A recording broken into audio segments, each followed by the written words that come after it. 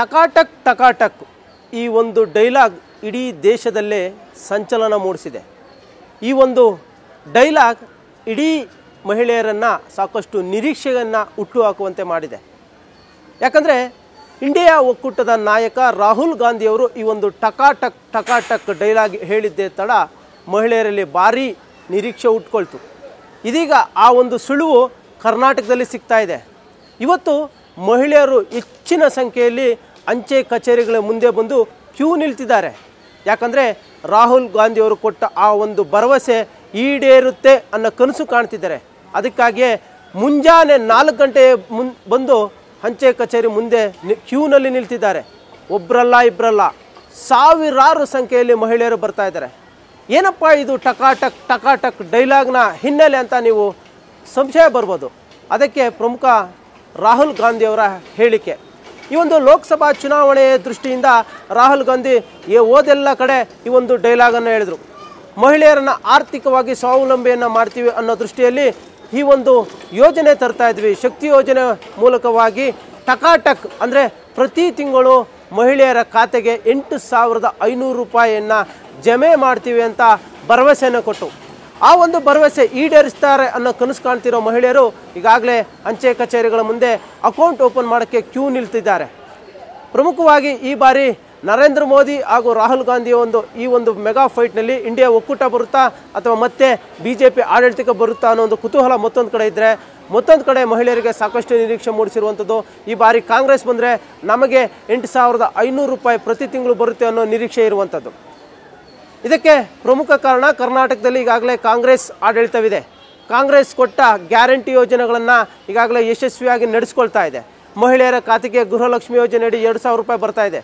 ಅದೇ ರೀತಿಯಾಗಿ ಕೇಂದ್ರ ಸರ್ಕಾರದಲ್ಲೂ ಕೂಡ ಕಾಂಗ್ರೆಸ್ ಅಧಿಕಾರದ ಗದ್ದುಗೆಗೆ ಏರಿದ್ರೆ ಅಲ್ಲೂ ಕೂಡ ನಮಗೆ 8,500 ರೂಪಾಯಿ ಬರುತ್ತೆ ಅನ್ನೋ ಒಂದು ಭರವಸೆ ಇದೀಗ ಮಹಿಳೆಯರು ಮೂಡಿದೆ. ಆ ಒಂದು ಕಾರಣಕ್ಕೆ ಅಂಚೆ ಕಚೇರಿಗಳ ಮುಂದೆ ಬಂದು ಬೆಳಗ್ಗೆ 4 ಗಂಟೆಗೆ ಕ್ಯೂನಲ್ಲಿ ನಿಲ್ತಾ ಇದ್ದಾರೆ. ಅದರಲ್ಲೂ ಪ್ರಮುಖವಾಗಿ ಬೆಂಗಳೂರಿನ ಮುಖ್ಯ ಹೆಡ್ ಆಫೀಸ್ ಏನಿದೆ ಕೇಂದ್ರ ಕಚೇರಿಯ ಅಂಚೆ ಕಚೇರಿ, ಆ ಒಂದು ಬಳಿ ಬಂದು ಬೆಳಗ್ಗೆಯಿಂದಲೇ ಕ್ಯೂನಲ್ಲಿ ನಿಲ್ತಾ ಇದ್ದಾರೆ. ಇಂಡಿಯನ್ IPPB ಈ ಒಂದು ಮೂಲಕ ಅಕೌಂಟ್ ಮಾಡೋದಕ್ಕೆ ಎಲ್ಲರೂ ಕೂಡ ಕಾತರದಿಂದ ಎದುರು ನೋಡ್ತಾ ಇದ್ದಾರೆ. ಇಂಡಿಯನ್ ಪೋಸ್ಟಿಂಗ್ ಪೇಮೆಂಟ್ ಬ್ಯಾಂಕ್ ಅಂತ ಅಂದರೆ ಇದರ ಮೂಲಕವಾಗಿ ನಾವು ಹಣವನ್ನು ವರ್ಗಾವಣೆ ಮಾಡ್ಕೊಳ್ಬೋದು. ಪ್ಲೇಸ್ಟೋರ್ನಲ್ಲಿ ಈ ಆ್ಯಪನ್ನು ಕೂಡ ನಾವು ಡೌನ್ಲೋಡ್ ಮಾಡ್ಕೊಳ್ಳೋ ಮೂಲಕ ಆ ಒಂದು ಖಾತೆಗೆ ಕೇಂದ್ರ ಸರ್ಕಾರದಿಂದ ಹಣ ಜಮಾವಣೆ ಆಗುತ್ತೆ ಅನ್ನೋ ನಿರೀಕ್ಷೆ ಇದೀಗ ಮಹಿಳೆಯರಲ್ಲಿ ಇರುವಂಥದ್ದು. ಸದ್ಯದಕ್ಕೆ ಈಗಾಗಲೇ ಬ್ಯಾಂಕ್ ಮ್ಯಾನೇಜರ್ ಕೂಡ ಒಂದು ಸ್ಪಷ್ಟನೆಯನ್ನು ಕೊಡ್ತಾ ಇದ್ದಾರೆ. ನಾವು ಈ ಒಂದು ಖಾತೆಯನ್ನು ಪ್ರತಿನಿತ್ಯ ತೆರಿತಾ ಇದ್ವಿ, ಸಾವಿರಾರು ಸಂಖ್ಯೆಯಲ್ಲಿ ಜನ ಬರ್ತಾ ಇದ್ದಾರೆ. ಈ ಹಿಂದೆ ಕೇವಲ ಒಂದು ಅಕೌಂಟನ್ನು ಓಪನ್ ಮಾಡಿದ್ವಿ, ಒಂದು ಖಾತೆ ಬಳಿ ಮಾತ್ರ ಇದೆಲ್ಲವನ್ನು ಬಂದು ಮಹಿಳೆಯರಿಗೆ ಓಪನ್ ಮಾಡ್ತಾ ಇದ್ವಿ. ಈಗ 7 ರಿಂದ 8 ಸಿಬ್ಬಂದಿ ಇದೇ ಕೆಲಸವನ್ನು ಮಾಡ್ತಾ ಇದ್ದಾರೆ. ಕೇವಲ ಮುಖ್ಯ ಕಚೇರಿಯಲ್ಲಿ ಅಷ್ಟೇ ಅಲ್ಲ, ಎಲ್ಲ ಕರ್ನಾಟಕದ ಎಲ್ಲ ಅಂಚೆ ಕಚೇರಿಗಳು ಕೂಡ ಈ ಒಂದು ಖಾತೆಯನ್ನು ಓಪನ್ ಮಾಡ್ತೀವಿ. ಈ ಒಂದು ನಿರೀಕ್ಷೆಯನ್ನು ಇಟ್ಕೊಂಡು ಹೆಚ್ಚಿನ ಸಂಖ್ಯೆಯಲ್ಲಿ ಮಹಿಳೆಯರು ಬರ್ತಾ ಇದ್ದಾರೆ. ಪ್ರತಿನಿತ್ಯ 700 ರಿಂದ 800 ಮಂದಿಗೆ ಖಾತೆಯನ್ನು ಓಪನ್ ಮಾಡ್ತಾ ಇದ್ದಾರೆ. ಈ ಒಂದು ಭರವಸೆಯಿಂದಾಗಿ ಹೆಚ್ಚಿನ ಸಂಖ್ಯೆಯಲ್ಲಿ ಮಹಿಳೆಯರು ಬರ್ತಾ ಇದ್ದಾರೆ.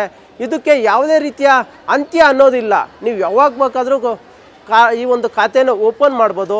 ಯಾವುದೇ ರೀತಿಯಾದ ಡೆಡ್ಲೈನ್ ಇಲ್ಲ. ಹೀಗಾಗಿ ಯಾರೂ ಕೂಡ ಆತುರದಿಂದ ಬರುವುದು ಬದಲು, ಯಾಕಂದರೆ ಈಗಲೇ ಹಣ ಬರುತ್ತೆ ಅನ್ನೋ ನಿರೀಕ್ಷೆ ಇಲ್ಲ. ಯಾಕೆ ಜನ ಈ ರೀತಿ ಬರ್ತಾ ಇದ್ದಾರೆ ಅನ್ನೋದು ಕೂಡ ಗೊತ್ತಿಲ್ಲ. ಈ ಒಂದು ಸೋಷಿಯಲ್ ಮೀಡಿಯಾದಲ್ಲಿ ರಾಹುಲ್ ಗಾಂಧಿಯವರ ಭಾಷಣ ಕೇಳಿ ಈಗಾಗಲೇ ಅಕೌಂಟ್ ಮಾಡಿಸೋಕ್ಕೆ ಮುಗಿ ಬೀಳ್ತಾ ಇದ್ದಾರೆ. ಆದರೆ ಈಗ ಮಹಿಳೆಯರು ಕೂಡ ತಿಳಿದುಕೊಳ್ಬೇಕು, ಸದ್ಯಕ್ಕೆ ಈ ಸ್ಕೀಮ್ ಯಾವುದೂ ಇಲ್ಲ. ಮುಂದಿನ ದಿನಗಳಲ್ಲಿ ಅವರು ನಿರೀಕ್ಷೆಯನ್ನು ಇಟ್ಕೊಂಡು ಈಗ ಖಾತೆಯನ್ನು ಓಪನ್ ಮಾಡ್ತಾ ಇದ್ದಾರೆ. ಏಕಾಏಕಿಯಾಗಿ ಸಾವಿರಾರು ಗಟ್ಟಲೆ ಒಮ್ಮೆಲೆ ಬರ್ತಂದ್ರೆ ನಮಗೂ ಕೂಡ ಕಷ್ಟವಾಗ್ತಾ ಇದೆ ಅಂತ ಅಂಚೆ ಕಚೇರಿಯ ಬ್ಯಾಂಕ್ ಮ್ಯಾನೇಜರ್ ಅವರು ಕೂಡ ಹೇಳ್ತಾ ಇದ್ದಾರೆ.